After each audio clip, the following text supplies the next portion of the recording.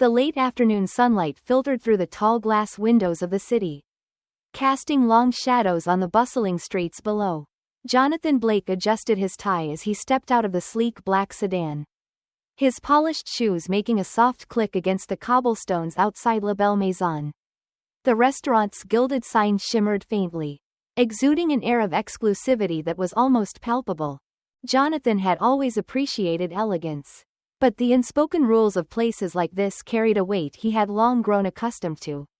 He stood for a moment, surveying the building with a quiet determination, his broad shoulders squared against the faint chill in the air. Inside, a potential business partner awaited a meeting that could bring fresh opportunities to his post-retirement life.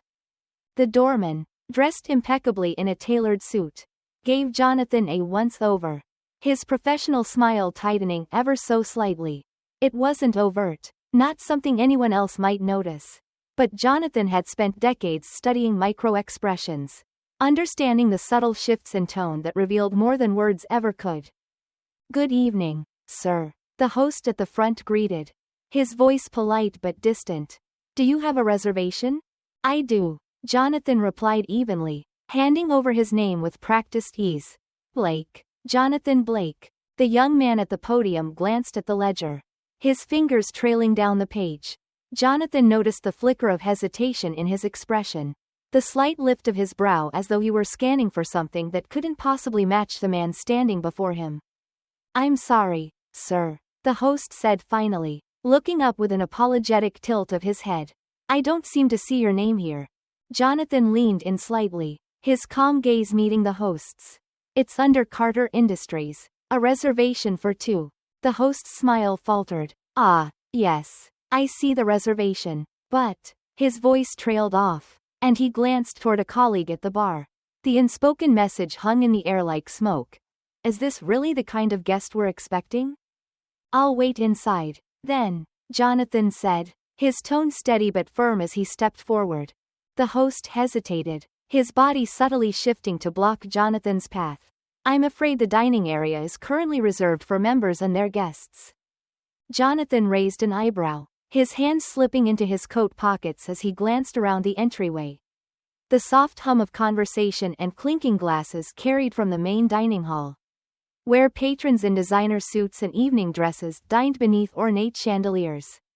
"I was under the impression this was a public restaurant," Jonathan said, his voice measured. "It is, but we have a certain standard for our clientele," the host replied, his words carefully chosen but cutting all the same. Jonathan's gaze didn't waver, but a faint crease appeared at the corner of his eyes, a flicker of something too complex to name. He reached into his pocket and calmly retrieved his identification, extending it toward the host. "My name is Jonathan Blake," he said, his tone unchanging. "I served as a major general in the United States Army. I'm here for a business meeting." The host took the ID with visible reluctance, his eyes darting between the card and Jonathan's face. "I'll have to check with the manager," he said after a beat, turning away with a briskness that bordered on rude. Jonathan exhaled softly, his gaze wandering toward the glass door that separated the entryway from the dining area. He could see his reflection faintly superimposed on the diners beyond, a tall, broad-shouldered man in a perfectly tailored suit, standing alone in a space that seemed intent on reminding him of its barriers. He had spent decades navigating rooms where he wasn't expected, much less welcomed. This wasn't new, but it still carried the same quiet sting, a reminder that for all the years, medals, and sacrifices, there were places where respect wasn't granted, only withheld. He waited, not with impatience, but with a kind of resigned calm.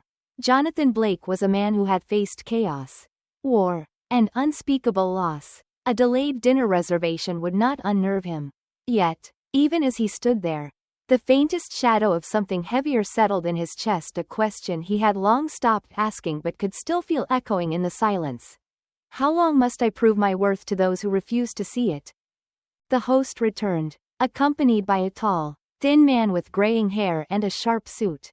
The manager. Jonathan straightened slightly, his hands still resting casually in his pockets.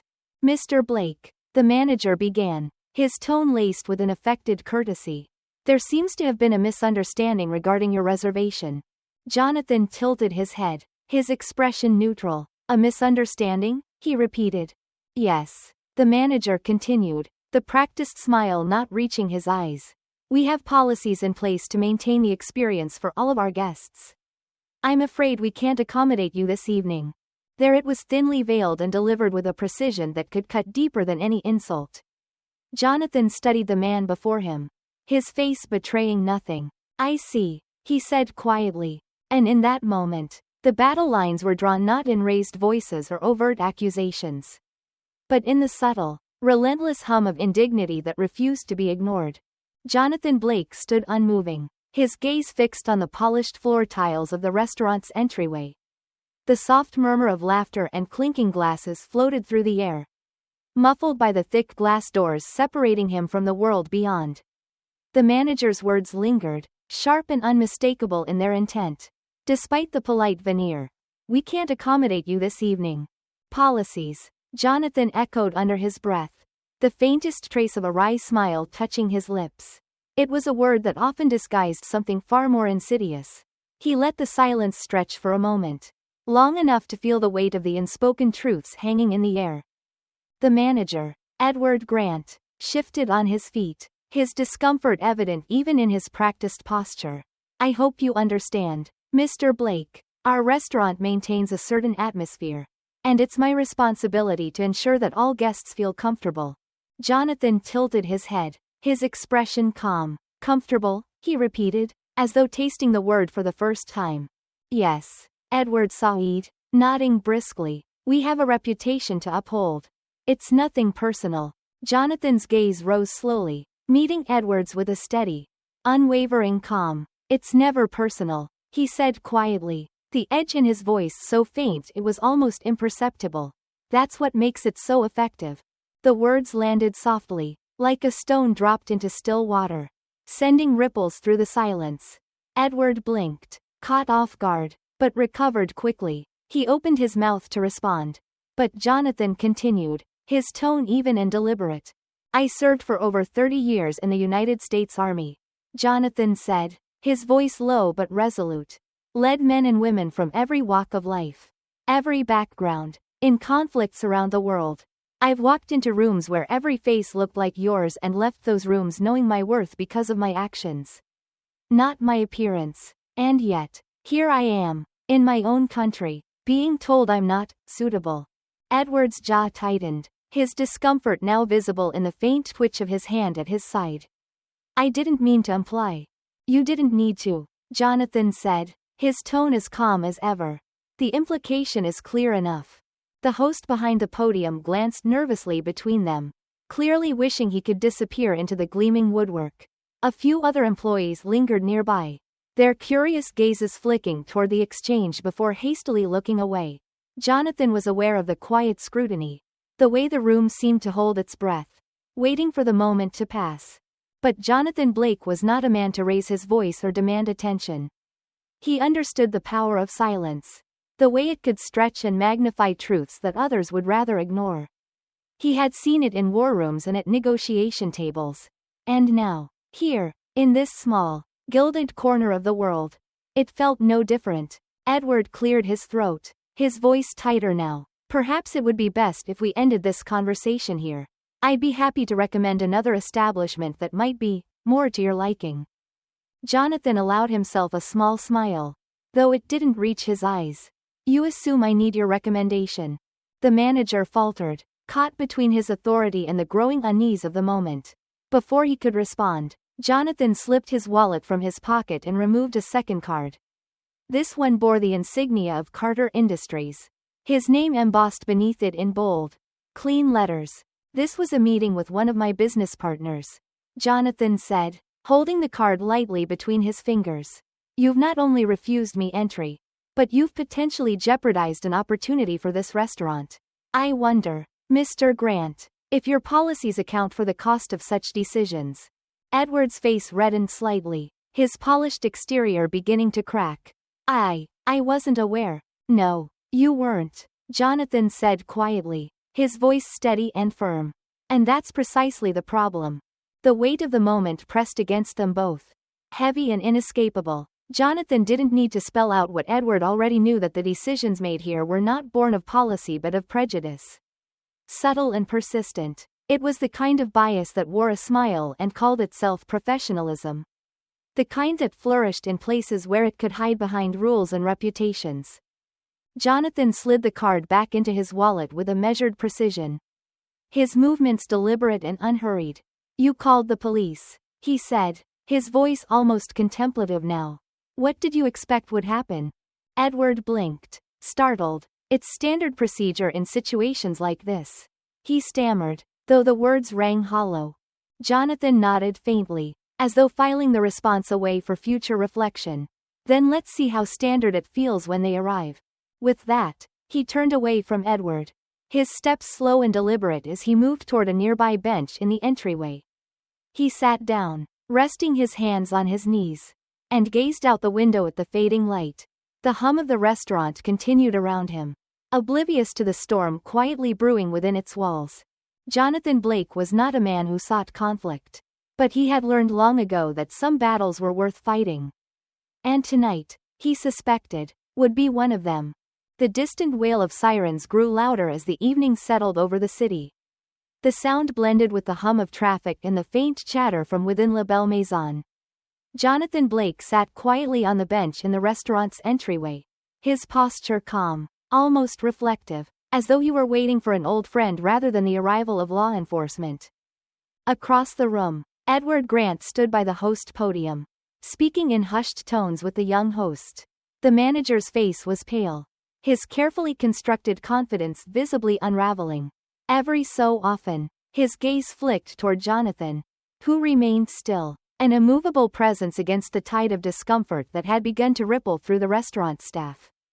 The faint screech of brakes outside marked the arrival of the police.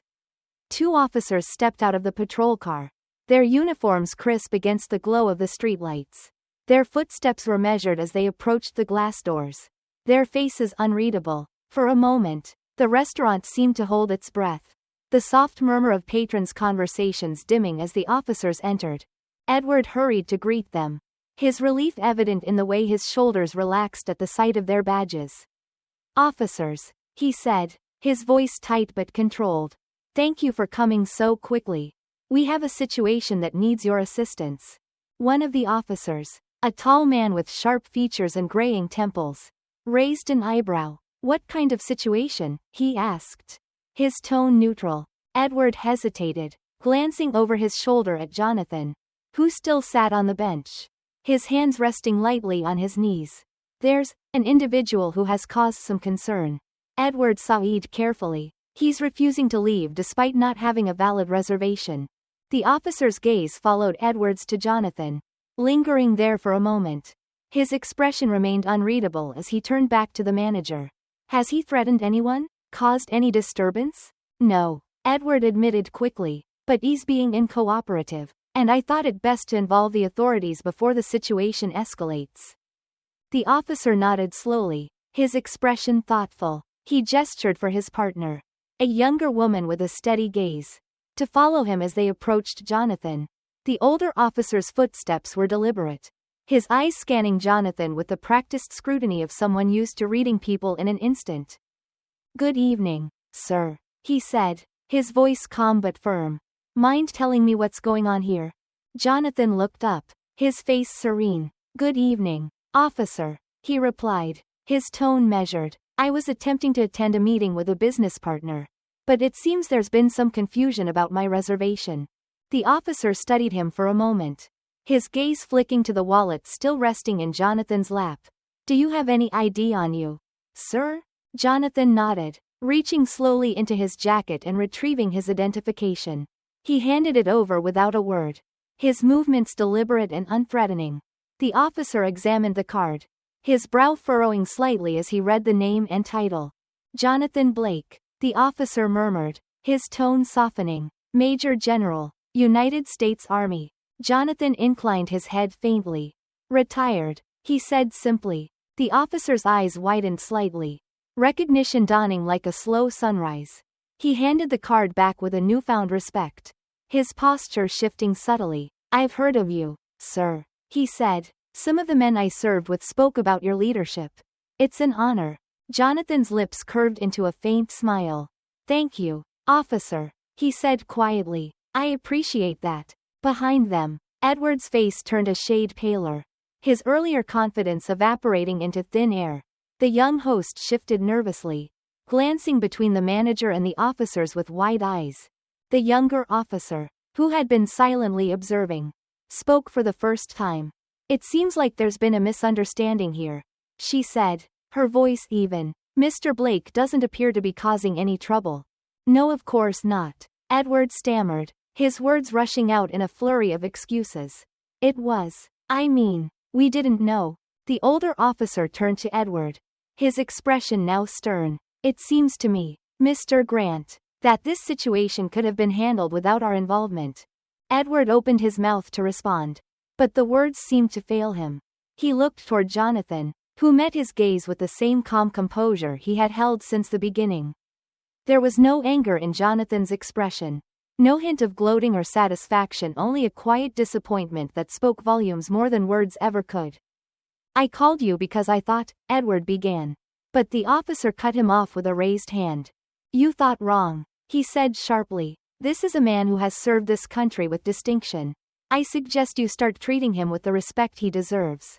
The words hung in the air, heavy with unspoken meaning. Edward's face flushed with embarrassment, his carefully crafted image now reduced to a hollow shell. The officers turned back to Jonathan, their earlier professionalism now tinged with deference. Is there anything we can do for you, sir? The older officer asked. Jonathan shook his head slowly, his voice calm as ever. No, thank you, officer. Your presence here has been enough. The officers exchanged a glance before nodding. As they turned to leave, the older officer paused, looking back at Jonathan. For what it's worth, sir, he said quietly, I'm sorry you had to deal with this. Jonathan inclined his head, his eyes thoughtful. It's not the first time, he said softly, but perhaps it can be the last. The officer nodded, his expression solemn. Before stepping out into the night, Jonathan watched them go, his reflection faintly visible in the glass of the restaurant doors. Behind him, the room was silent, the weight of the moment pressing down on everyone present. And yet, Jonathan Blake remained as calm as ever, a steady presence in a world still learning how to balance itself. The officers had left, their words lingering in the air like an echo that refused to fade. Inside the quiet entryway of La Belle Maison, Jonathan Blake remained seated on the bench, his posture relaxed but his eyes alert, taking in the room with the unflinching clarity of a man who had spent a lifetime reading situations that others might overlook. Edward Grant stood near the host's podium, his face pale and his hands clasped in front of him as if to steady himself. He exchanged a quick glance with the young host, whose discomfort was etched in every fidget of his hands and darting glance toward Jonathan. The quiet murmurs of nearby staff punctuated the otherwise heavy silence, their voices low, almost conspiratorial, as though they were uncertain how to proceed after the office's departure. Jonathan finally rose from the bench, his tall frame cutting a quiet but commanding presence in the entryway. He straightened his jacket with a measured gesture, his gaze falling on Edward, who stiffened instinctively. I believe our interaction has reached its conclusion, Jonathan said, his voice calm but imbued with the kind of authority that required no raising of volume. Unless you have something further to add, Mr. Grant. Edward opened his mouth to respond, but no words came. He simply stood there, his carefully curated image of control crumbling beneath the weight of his mistake. The seconds stretched, heavy and unyielding, until Jonathan turned toward the glass doors leading to the restaurant's dining area. For the first time, Jonathan could see the curious stares of patrons beyond the threshold. Their faces reflected a mix of emotions: confusion, guilt, perhaps even a flicker of admiration for the man who had stood his ground with such quiet dignity. He met their gazes with an unspoken message: this is not a spectacle. It is a lesson. The moment was broken by the soft buzz of a phone vibrating on the host's podium. The young host, startled, fumbled to answer it. His voice trembled as he said, La Belle Maison, how may I assist you? Jonathan watched the host's face shift from nervousness to outright alarm as the voice on the other end of the line spoke. He held the receiver tightly, his knuckles whitening as he listened, his gaze flicking toward Edward with a pleading expression. "Mr. Grant," the host whispered, covering the phone's receiver. "It's corporate." Edward's shoulders sagged slightly, the weight of accountability settling on them like a yoke. He stepped forward to take the call, his voice low and cautious as he answered with a practiced, "This is Edward Grant. How can I assist you?" Jonathan turned his attention away, uninterested in the exchange. He had seen it before, managers scrambling to salvage their reputations, spinning justifications into apologies only when the consequences loomed too large to ignore. It was not new, and it did not interest him. What held his attention now were the echoes of the past and the quiet persistence of the present. Every detail of this evening, the dismissive tone, the assumption of his place, the veiled insult wrapped in politeness, carried with it a long history. One that stretched far beyond the gilded walls of this restaurant. He had lived that history in countless ways. The raised eyebrows when he walked into high-level meetings, the skeptical glances when he introduced himself with his title, the surprise that often followed when his competence and dignity outpaced expectations. It was a pattern, subtle but pervasive, that whispered its intentions even in its silence. Edward's voice rose slightly, pulling Jonathan back into the present. "Yes, I understand," he was saying, his tone growing more desperate. "I'll handle it immediately. Of course. Thank you." The call ended, and Edward set the phone down with an audible sigh. He turned to Jonathan, his expression a mix of contrition and discomfort, as though the words he wanted to say had caught somewhere between his throat and his pride. "Mr. Blake," Edward began, his voice faltering, I want to apologize for the misunderstanding earlier. It seems there's been a miscommunication, and I deeply regret any offense caused." Jonathan regarded him with a measured gaze, his face unreadable. He let the words hang in the air, considering their weight and the intention behind them. "Miscommunication," Jonathan repeated, his tone even. "That's an interesting choice of words." Edward swallowed hard, his discomfort growing. "I meant no disrespect, sir," he said quickly. "It was never my intention to." "Your intentions are not the issue, Mr. Grant," Jonathan interrupted, his voice still calm but carrying a gravity that silenced the room. "The issue is the impact. Whether you intended it or not. Your actions tonight sent a message.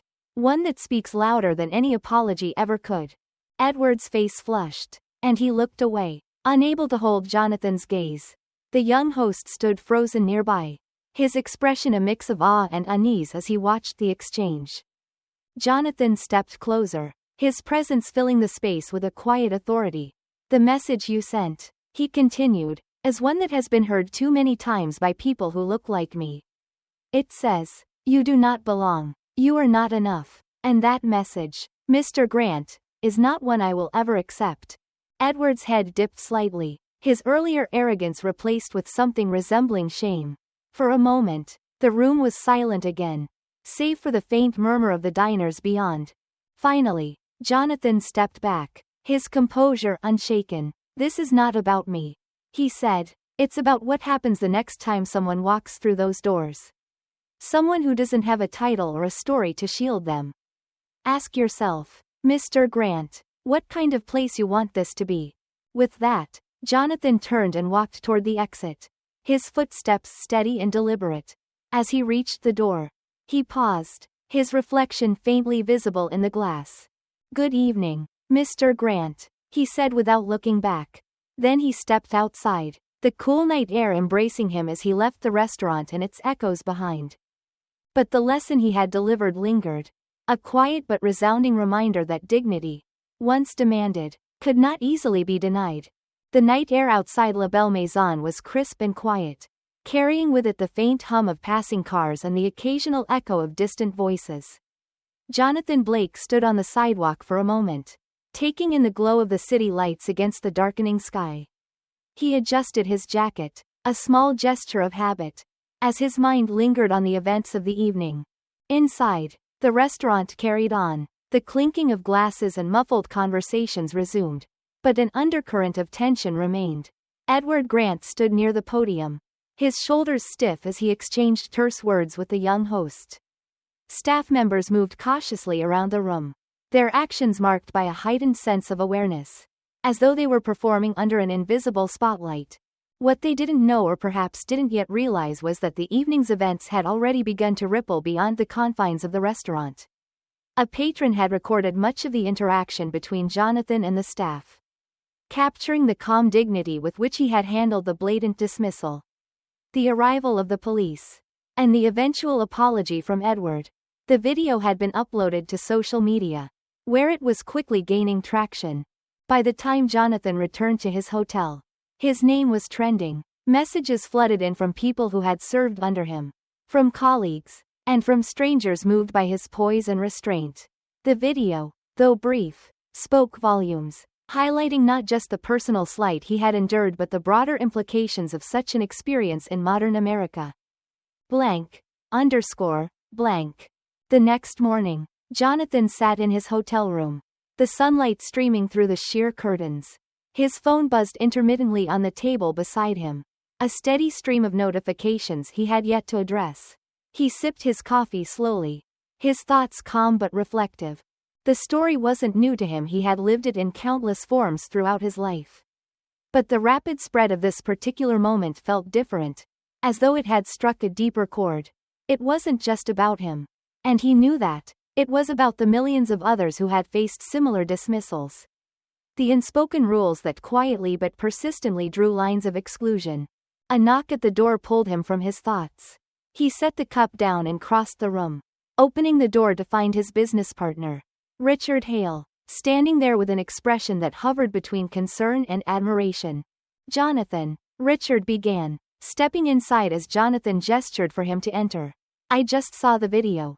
It's everywhere." Jonathan closed the door behind him, his movements deliberate. "So I've heard," he replied, his tone even. Richard shook his head, his voice filled with disbelief. "I can't believe they treated you like that. You'd think a man with your history, your achievements." Jonathan held up a hand, cutting him off gently. "This isn't about my history, Richard," he said. "It's about the assumptions they made before they even knew my name." Richard fell silent, his gaze thoughtful as he sank into one of the chairs by the window. Jonathan remained standing, his hands resting lightly on the back of the other chair as he continued. "This kind of thing happens all the time," Jonathan said, "to people without titles, without medals or stories to defend them. And it's not just about race, it's about how quick we are to judge. How easily we dismiss others based on surface-level perceptions." Richard nodded slowly, his expression solemn. "What do you want to do about it?" he asked. Jonathan tilted his head slightly, his gaze drifting toward the window. "I'm not sure yet," he admitted, "but I know this: if that video has made people think, even for a moment, about the assumptions they carry, then perhaps it's done some good." Richard leaned forward, his elbows resting on his knees.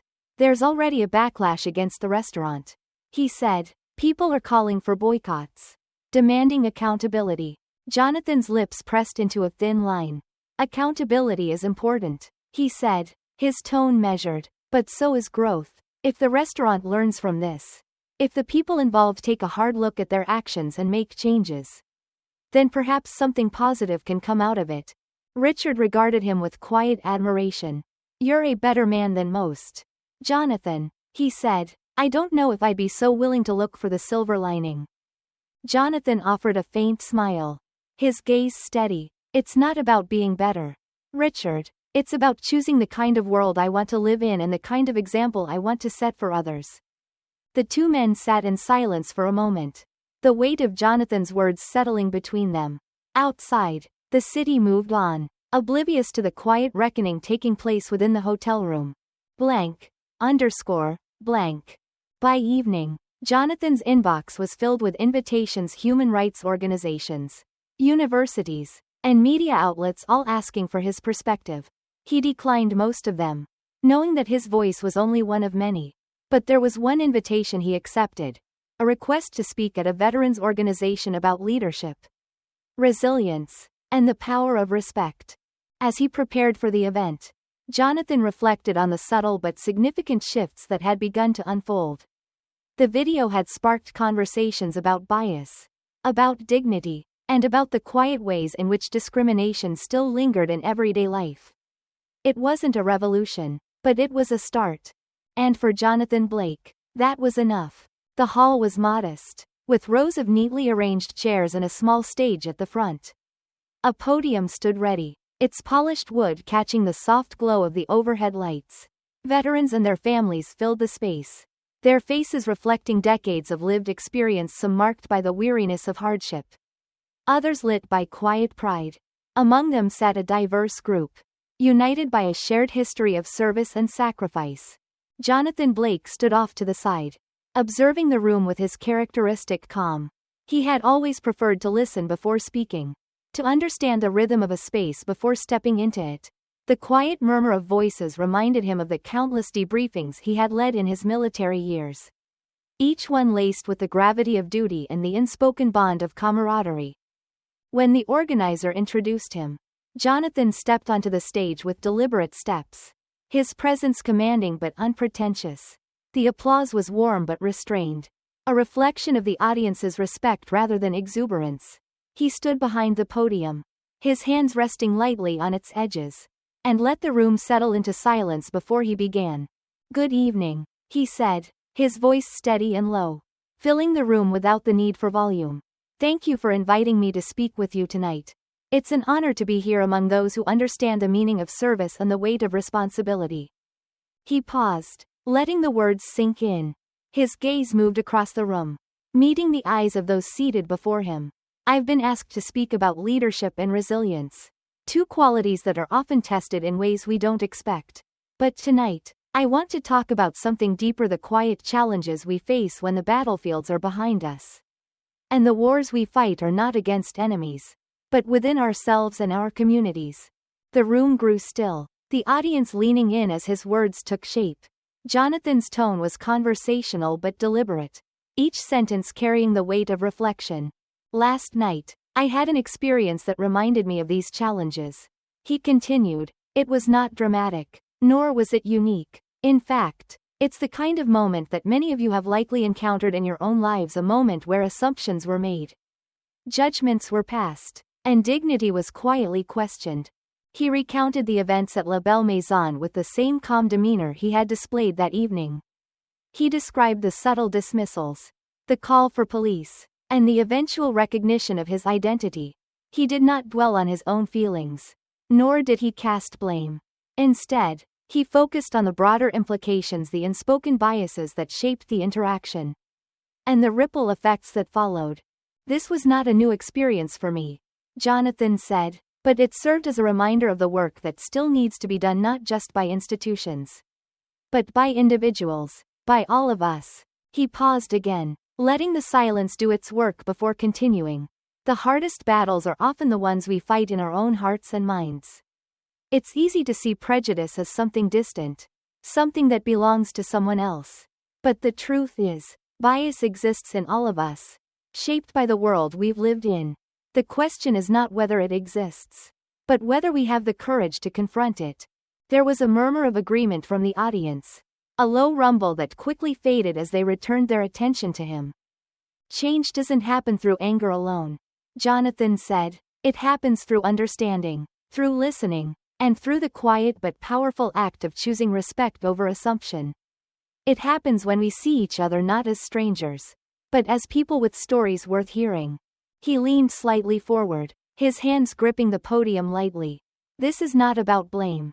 It's about responsibility. The responsibility we have to each other, as veterans, as neighbors, and as human beings. The responsibility to build a world where dignity is not conditional, but inherent." The audience was silent, their faces thoughtful. Jonathan stepped back slightly, his tone softening as he concluded. "I don't have all the answers, but I do know this. Each of us has the power to shape the spaces we inhabit. With every decision, every interaction, we can choose to tear down walls or build them higher. And if we choose the former, if we choose to see each other fully, we can create something stronger than division. We can create connection." He stepped away from the podium to the sound of applause, not loud or raucous, but steady and heartfelt, the kind of applause that spoke not of spectacle, but of recognition. As Jonathan left the stage, he felt a quiet sense of resolve. He knew that the path ahead would not be easy, nor would it be quick. But in that room, among those who understood the weight of his words, he saw the possibility of progress. A progress built not on grand gestures, but on the steady, unyielding choice to be better, day by day, moment by moment. And for Jonathan Blake, that was enough to carry forward. Back at La Belle Maison, the fallout from the previous evening was just beginning to unfold. The once busy restaurant, a symbol of exclusivity and luxury, now bore the weight of a very public reckoning. What had started as a private encounter had been thrust into the glaring light of public scrutiny, thanks to a patron's recording and the unrelenting amplification of social media. The video had gone viral overnight, its reach spreading across platforms and drawing commentary from every corner of society. The footage was simple: a man of quiet dignity standing firm in the face of subtle but unmistakable prejudice. His identity revealed only after the damage had been done. For many viewers, it was a painfully familiar story, one that spoke not of isolated incidents, but of patterns and systems that perpetuated such moments in countless forms. The restaurant's management had been inundated with calls and emails, many of them critical, some of them outright angry. Negative reviews flooded their online pages, transforming their once pristine ratings into a grim reflection of public sentiment. The restaurant's gleaming reputation, built carefully over the years, now felt as fragile as glass. Edward Grant, the manager, sat in his office, staring at his phone as it buzzed with notifications he couldn't bear to read. The weight of his decisions, so easily justified in the moment, now pressed down on him with an unbearable clarity. He had built his career on maintaining control, on ensuring the restaurant's standards were upheld. But he hadn't anticipated how deeply those same standards could be questioned. His assistant, a young woman with a wary expression, knocked lightly on the door before stepping inside. "Mr. Grant," she said hesitantly, holding a printed statement in her hands. "Corporate wants you to review this before they release it to the media." Edward nodded, taking the paper from her without a word. His eyes scanned the text, a carefully crafted apology, full of the right words but hollow in its construction. It spoke of regret, of a commitment to learning, and of changes to policies, but not once did it acknowledge the deeper issue at hand. He set the paper down with a sigh, running a hand over his face. "This isn't enough," he said, more to himself than to his assistant. She hesitated before responding. "People aren't just angry about what happened," she said carefully. "They're angry because it's not the first time something like this has happened. And because they know it won't be the last." Edward looked up at her, surprised by her candor. He hadn't expected such honesty from someone so junior. But her words struck a chord. For the first time, he allowed himself to truly reflect not just on the night before, but on the culture he had upheld, the unspoken rules he had followed without question. "What do you think we should do?" he asked, his voice quieter now. She paused, considering her words. "It's not about fixing this one incident," she said. "It's about asking why it happened in the first place, and what we can do to make sure it doesn't happen again. Blank. Underscore. Blank." Meanwhile, Jonathan Blake had chosen to remain out of the public conversation. While the video of his experience continued to spark debates online, he stayed focused on the conversations that mattered most, those within his own circle, among his family, and with those who had reached out to him in solidarity. When a journalist contacted him for an interview, Jonathan's response was measured. "This isn't about me," he said. "It's about what this moment reveals about our society. If my experience can help people reflect, then that's enough. But the real work isn't in talking, it's in listening." His words were quoted widely, resonating with those who saw in him a quiet strength and a refusal to let anger overshadow the message. Blank. Underscore. Blank. At the restaurant, change was beginning to take root, though it was slow and uncomfortable. Edward and his staff attended mandatory training sessions on diversity and inclusion, led by facilitators who did not shy away from the hard truths of bias and systemic inequality. For many, The sessions were eye-opening, forcing them to confront assumptions they had never questioned. For Edward, the experience was deeply personal. He found himself replaying the moment when Jonathan had spoken to him. His calm words cutting through layers of defensiveness and denial. "This is not about me," Jonathan had said. "It's about what happens the next time someone walks through those doors." Edward had spent years believing he was upholding excellence. But now he saw how easily that belief could blind him to exclusion. The training sessions didn't provide easy answers. But they opened a door he hadn't realized was closed. Blank. Underscore. Blank. As the weeks passed, La Belle Maison reopened its doors. Though not without skepticism from the public.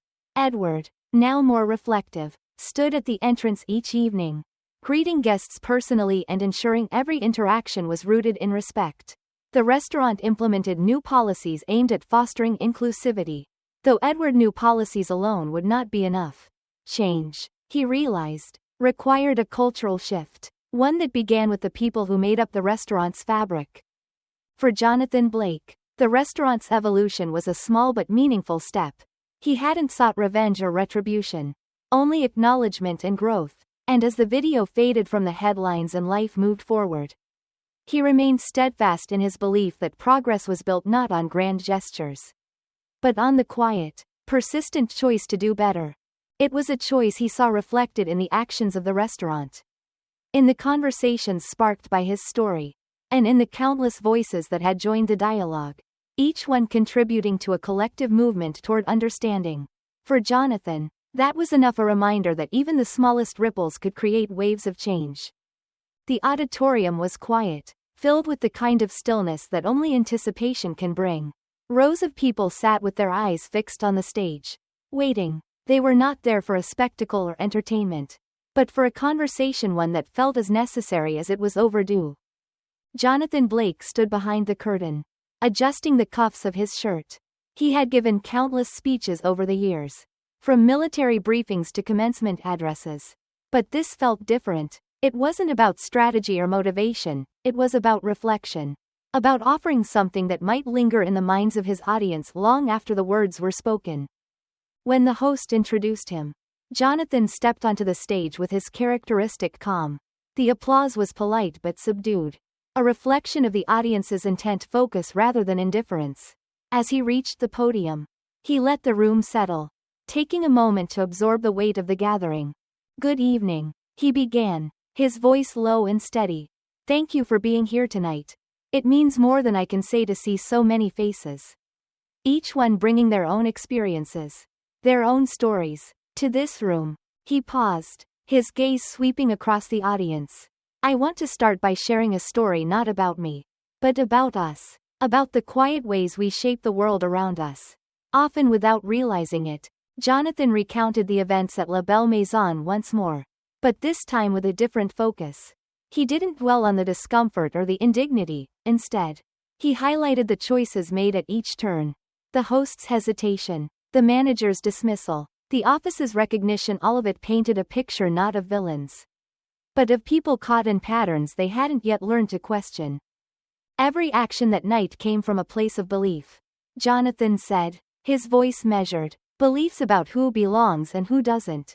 About what success looks like, and who deserves to claim it. These beliefs aren't born overnight, nor do they exist in isolation.